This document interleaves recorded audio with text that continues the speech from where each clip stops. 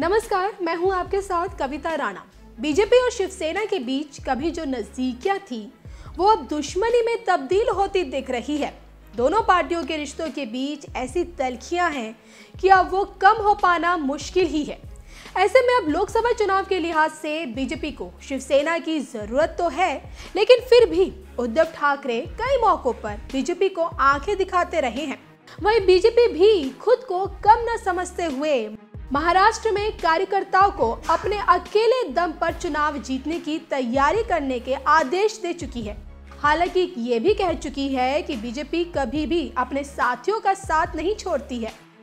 वो अपने साथियों को साथ लेकर चलने में विश्वास रखती है, लेकिन शिवसेना अभी ताजा सिनेरियो में पूरी तरह बीजेपी के खिलाफ नजर आ रही है और बीजेपी के ही कुनबे में सेंध लगाने की सोच रही है। जी हाँ, दरअसल शिवसेना बीजेपी के खिलाफ सख्त रुख अपनाने वाले ओम प्रकाश राजभर से यूपी में हाथ मिलाने का मन बना रही है।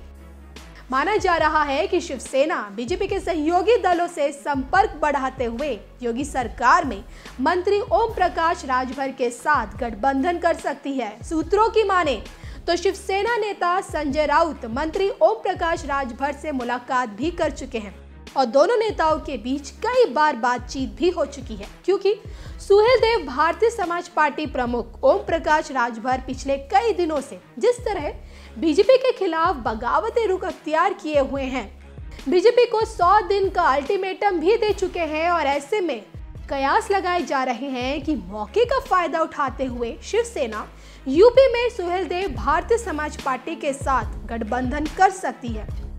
इसी बीच जब ओम प्रकाश राजभर ने बीजेपी और योगी सरकार की आलोचना करते हुए बसपा सुप्रीमो मायावती की तारीफ की थी, उससे लग रहा था कि ओम प्रकाश राजभर सपा बसपा गठबंधन का भी हिस्सा बन सकते हैं। उसके बाद ये शिवसेना के राजभर के साथ जाने की अटकलों ने राजनीतिक बाजार गर्म कर दिया है। बता दें कि शिवसेना यूपी की 80 सीटों में से 25 लोकसभा सीटों पर अपने उम्मीदवार उतारने का मन बना रही है।